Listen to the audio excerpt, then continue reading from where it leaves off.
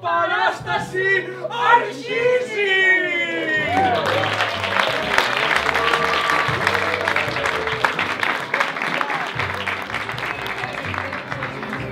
Μια φορά και έναν καιρό, κάποτε και κάπου, εδώ και τώρα, πάντα και παντού, σε μια πόλη όπως όλες τις πόλεις, με μεγάλα κτίρια, δρόμους και αυτοκίνητα, σε ένα σπίτι όπως όλα τα σπίτια, με τοίχους, πόρτες και παράθυρα, ζούσε ένας άνθρωπος. Ένας άνθρωπος όπως όλοι οι άνθρωποι.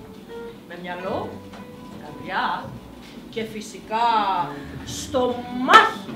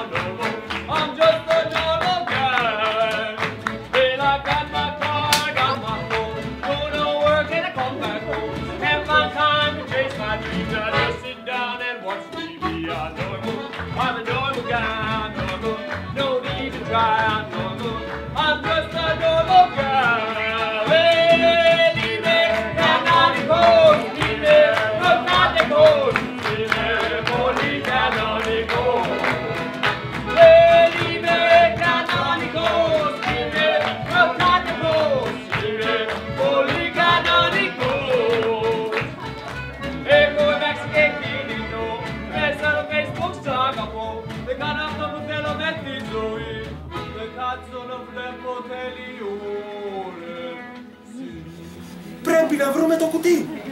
Τι κουτί?